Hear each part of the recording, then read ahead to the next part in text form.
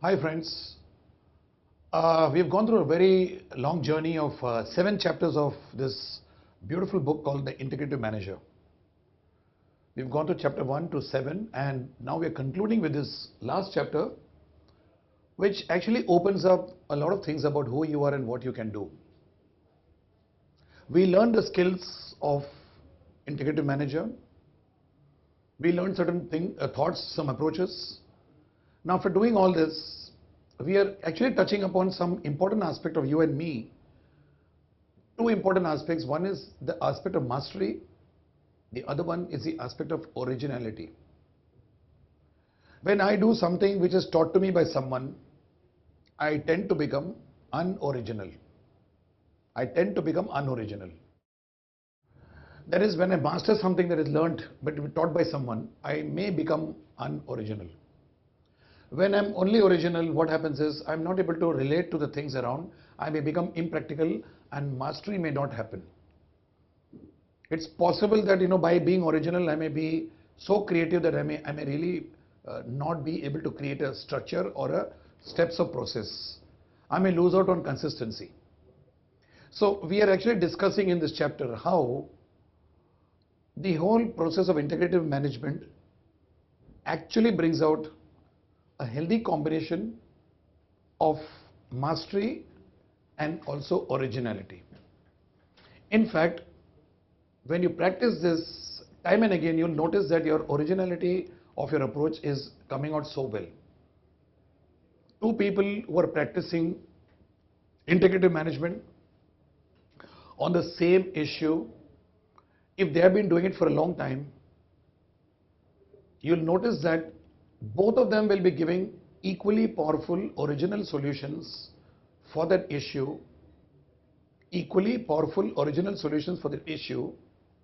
and both of them will have the sustaining results which integrative management and action takes. So let's get on and see what is this to offer. It's chapter 8, the wealth of experience. So now the objectives is to invent future. You need to use past, your experiences. Influence of stance and tools on experience. Experience nurtures originality. Both mastery and originality are key to creative originality. The structure will be using the past, inventing the future. One part will be discussing how stance and tools influence experiences, how experiences influence stance and tools in turn. Experience can deepen mastery, and then experience can nurture originality. It can make you develop your originality, and the most powerful experience is mastery combined with originality. Then the personal knowledge as a system will be wrapping it up, and then advancing experiential knowledge, and finally we conclude with the personal knowledge system of the integrative thinker, right? And so what we are doing is, right now we take a quotation from Pablo Picasso. He says, I'm always doing that which I cannot do in order that I may learn how to do. It's like jumping into something about which you do not know. Since I do not know this thing, I would like to do it. Since I do not know this language, I would like to learn it. Since I cannot handle this situation, I've never done it before, I want to do it. It's like challenging one's limitations. So those of us who are willing to challenge our limitations, we will realize the importance of how I may learn how to do it. If I've never done something and I keep getting fear that I will not be able to do it, or I have a fear of performance or results, what could be happening to me? I would always be scared and I would never be able to realize my potential. Practically all of us know about it, the importance of doing something which you have never done before. The learning process is all about that. You're learning integrative management. You've gone through the whole journey. Some of you would be putting it into practice. And when you put it into practice, you're getting into a new type of a thinking process which you haven't done before. And when you do that, you'll learn how to do it. And then you'll get some results.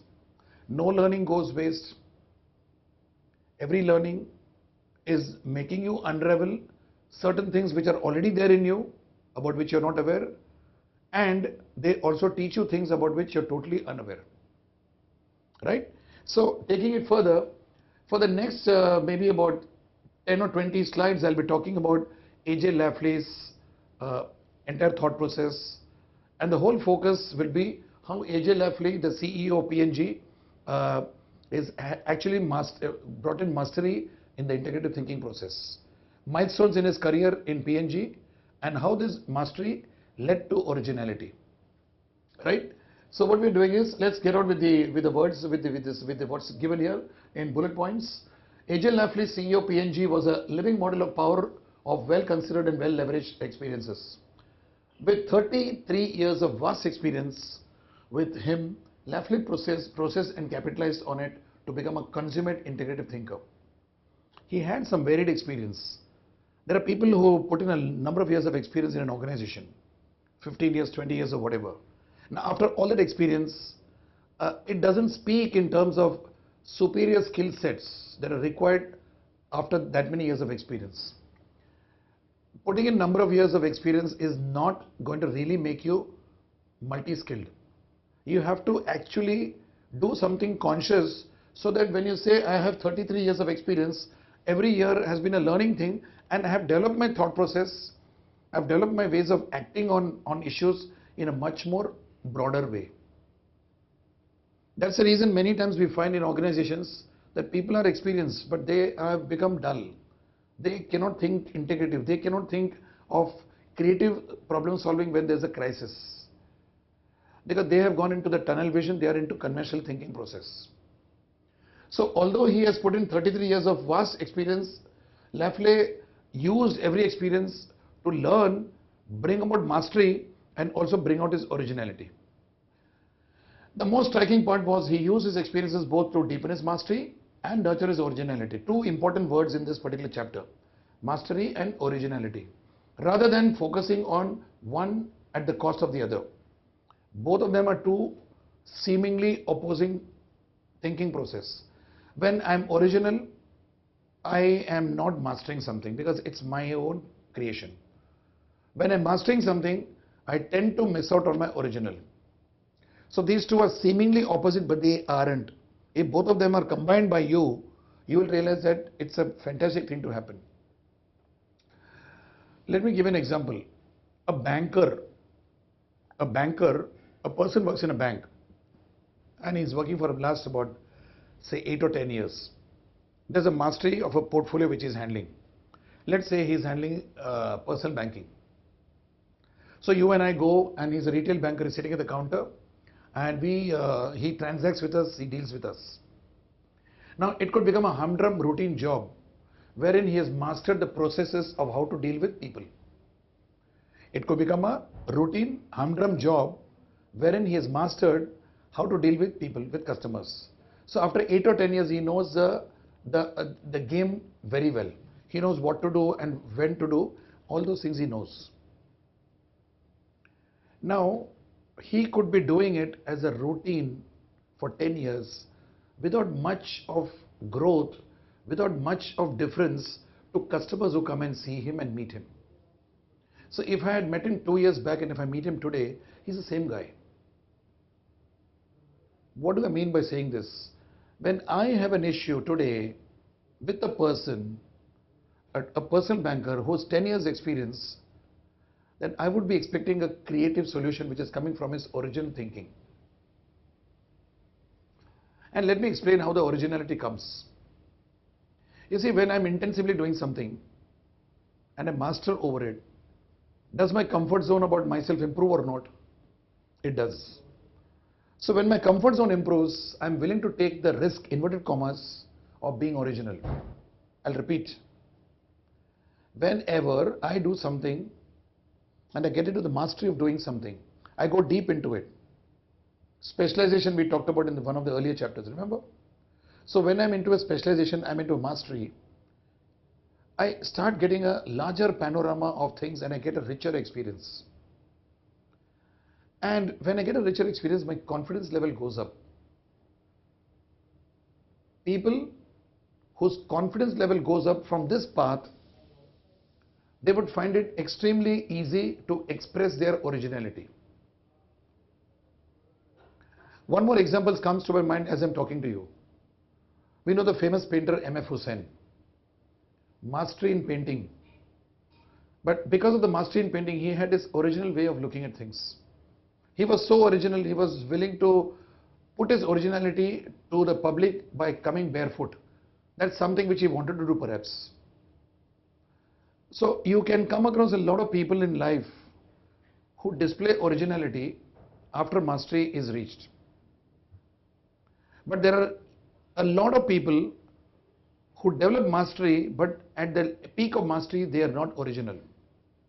They are the ordinary, bland managers, I call them. Two bankers in the same bank, both are having 8 to 10 years experience. One person will be remarkably original with mastery, and the other person may be just about mastery. So the important aspect to be noted is that as you grow, you need to learn, and as you learn, you develop mastery. Every other day which you are putting in your work, you need to learn something new. And then you integrate the learning with what you already know. And that's how you keep on stitching it. If that learning is absent, you're simply putting in years to your experience, but you're not actually getting much out of your mastery. When you put yourself into the mastery path, what happens? You are in a position to take it further, and as much as you take it further, at every step, there is a learning process you go through. And this learning process is one wherein you say, I'm going to do something today which I never did before. And when I do something today which I've never done before, I might succeed, I might fail. But I learn from it, and then I will try to integrate it. Now this is a skill. This is a skill which certain people consciously did. Lafley is known for that, among others. And we are discussing that right now. So what really happens is these people are having a mastery, and after they reach mastery, then their self-expression, which is nothing but originality, is able to come out. For the simple reason that they have become extremely comfortable and they are willing to take a risk.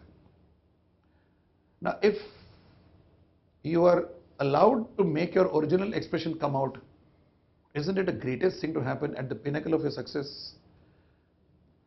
But very few managers, very few leaders you get of this type. As you go up the organizational ladder, you find that people are victims of conventional thinking.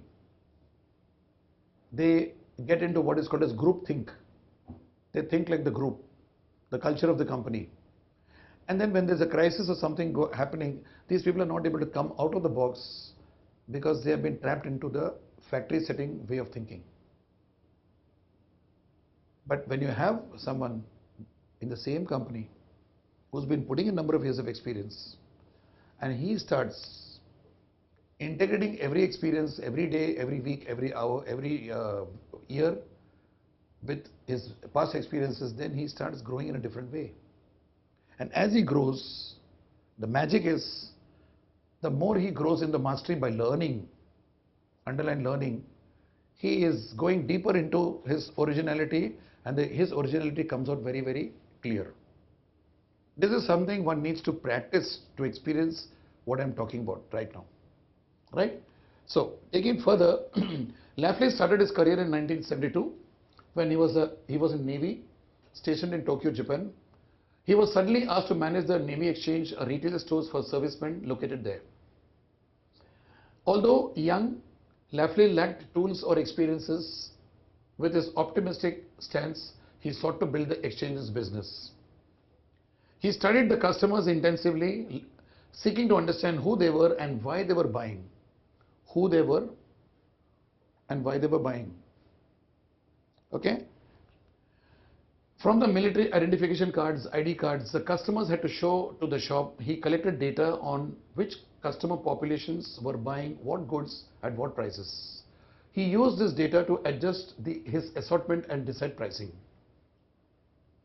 Anybody in his place would have just said, I am there to sell the merchandise. Let a colonel come, let a major come, let squadron leader come, let anybody come. I just give the merchandise, take the money, and then I submit my accounts. Anybody would have done that.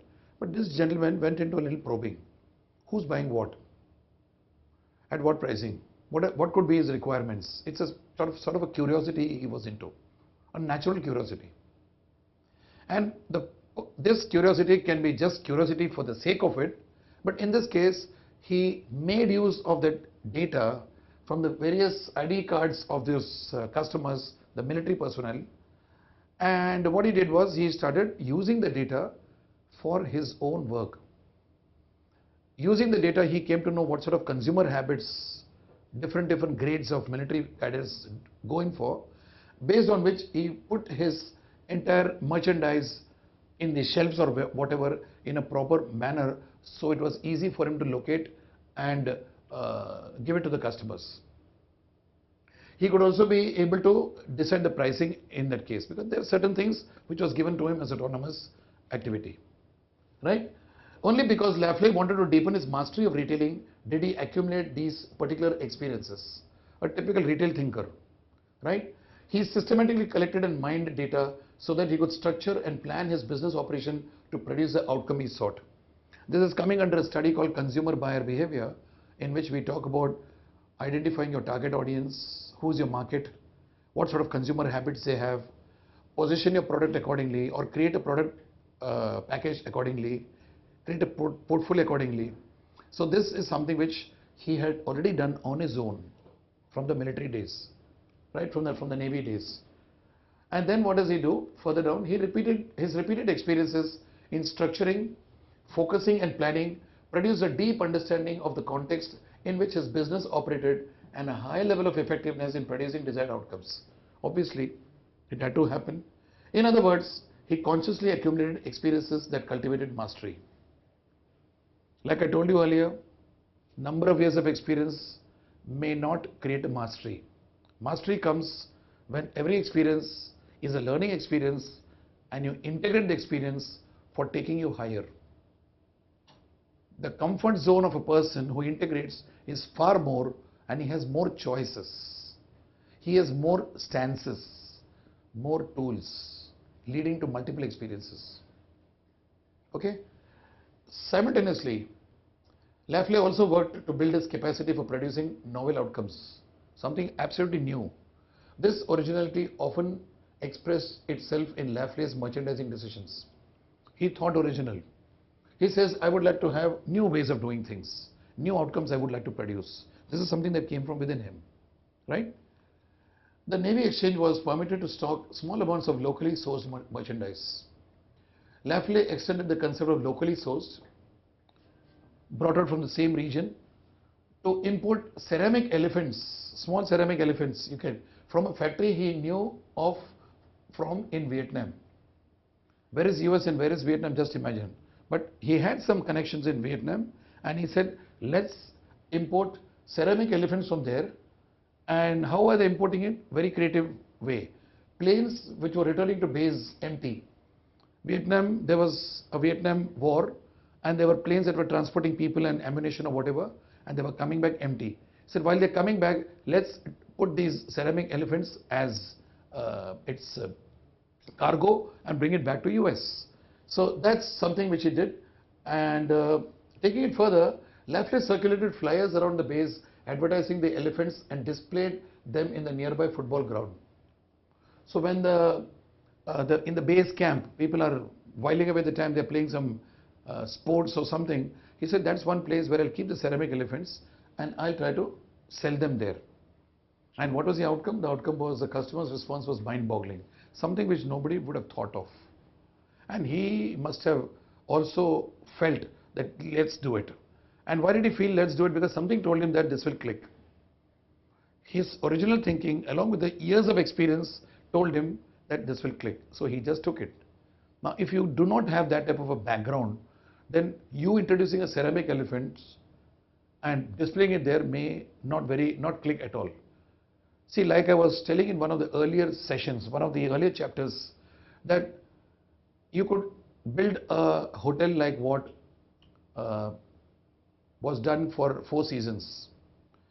Now that Four Seasons hotel that is made, if you replicate everything what they have done, a competitor, it will not click, because it's coming from a certain thought process from where the creation has happened.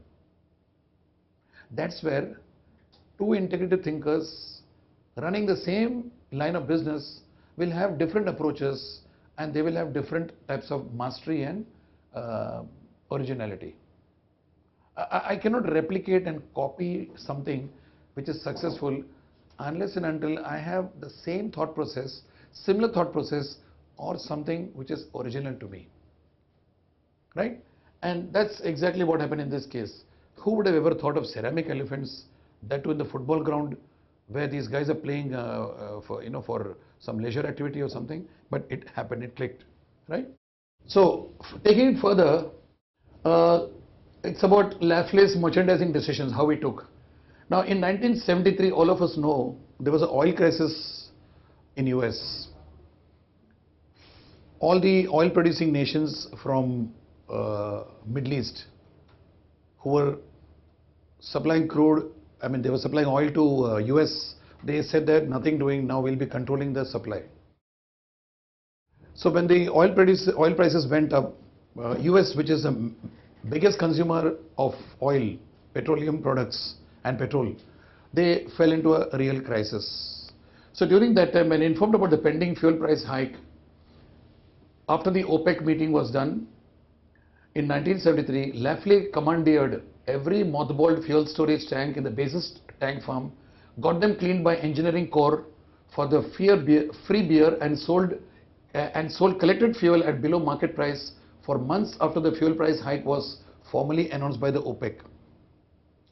There were the fuel tanks which are there to fill the fuel for the various aircraft that is used in the Air Force. Now these fuel tanks usually have certain amount of fuel at the bottom.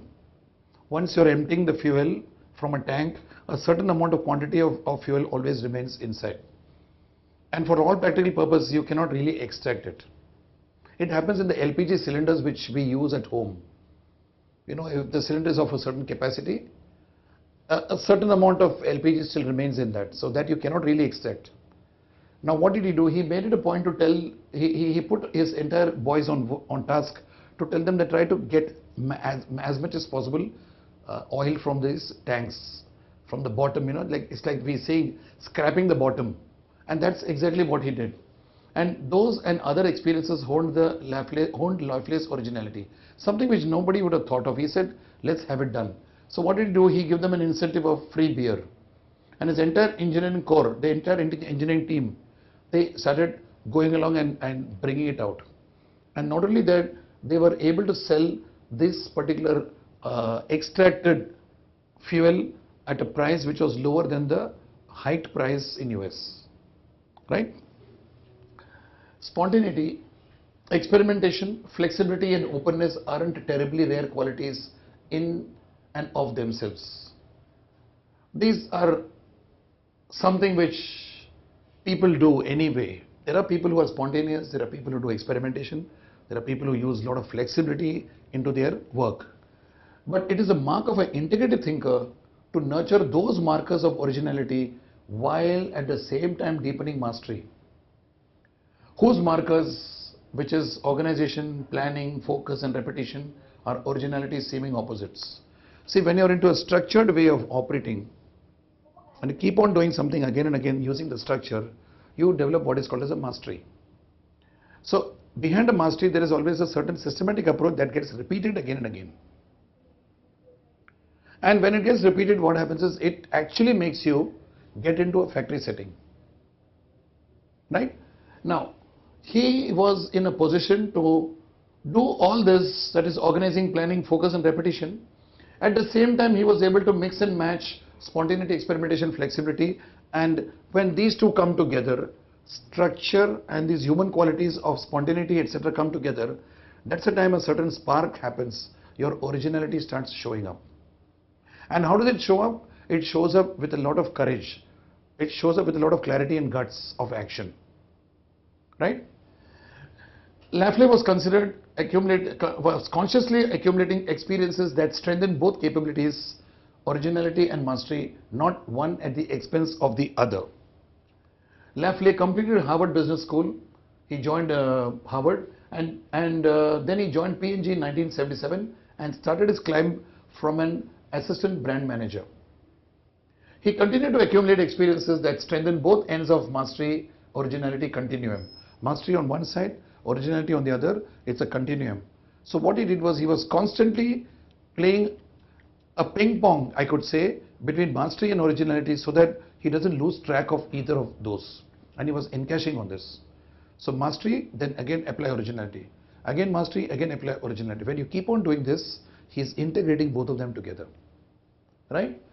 He continued to deepen his understanding of consumer behavior and upgraded his tools so that he continues to progress. Meanwhile, Procter & Gamble came up with a new liquid version of Tide laundry detergent. It came out with the Tide laundry detergent, a new liquid version, right? As per P&G tradition, every new product was introduced with a new brand name only. So obviously they would not expect a name like Tide. Now let's see what Lafley did. So organizational precedent was firmly on the side of giving the liquid detergent a new name. Lafley saw good reasons for breaking precedent.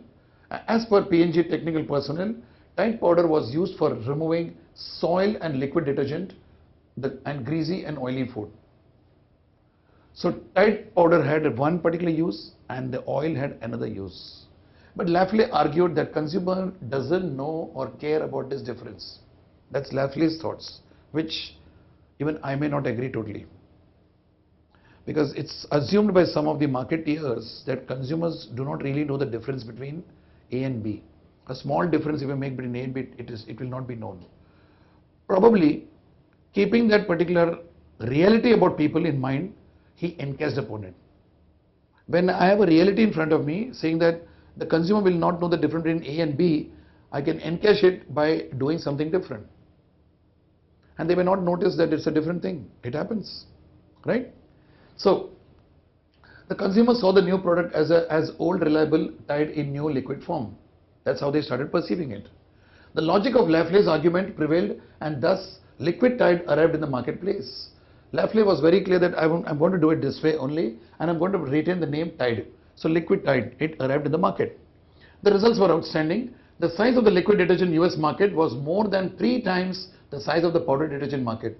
Imagine it zoomed up. And P&G's share of liquid and powder detergents was 4 times the nearest big rival in the market. Had the liquid detergent been branded under a separate name, it is unlikely that Tide would have been an immediately recognizable brand, a 60-year-old mainstay towering over an array of brands with 21 years on the shelves.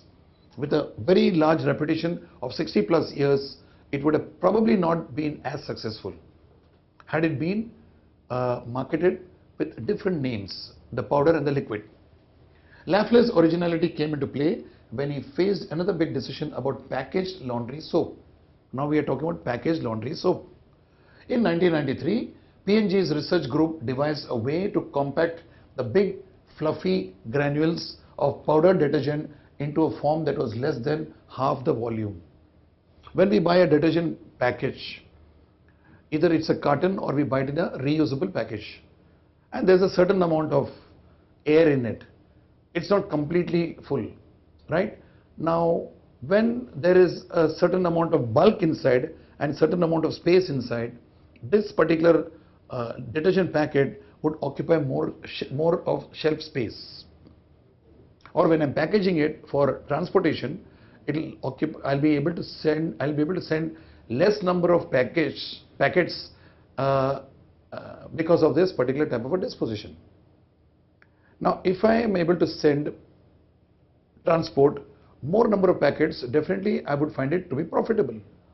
So I have to come out with some method, some process by which I have a requisite amount of space inside, not too much, not too less, and I would like to compact it. When I compact it, what happens? The volume of the packaging comes down. It comes down. So when the volume of the packaging comes down, for the same quantity of detergent, I would find that I can actually transport more detergents, and that would actually be very useful. It's profitable for my company in terms of transportation, in terms of packaging, cost savings, etc. That was the concept which Lafley brought out. So let's read it and understand it. And taking it further, boxes of the detergents would take half the space on store shelves and in shopping carts as well as in the laundry room. The new detergent was subjected to extensive consumer testing as was a long established practice with P&G. To nearly everybody's surprise, including Lafley's, tests showed that consumers did not exhibit a strong preference for compact detergent, as it was called, despite advantages that seemed obvious to Lafley and his colleagues. You see, all integrative thinkers do not meet with success in the very first stage. I strongly think that this is going to succeed. I've done it before. So when I actually go and launch with so much of confidence, suddenly I get a surprise, a negative surprise. And this is exactly what has happened in this case. He was so sure that the compact detergent will prevail, it did not. What did he do? Did he just quit? Certainly not. The findings put the product's future in a jeopardy, in a big question mark, in a threat. P&G customarily would not launch a new product unless a rigorous quantitative consumer test had deemed it a clear winner over the product it was meant to replace. It would not do, any FMCG company would not launch something like this, successful company, unless and until they've done an extensive research and they're sure about themselves.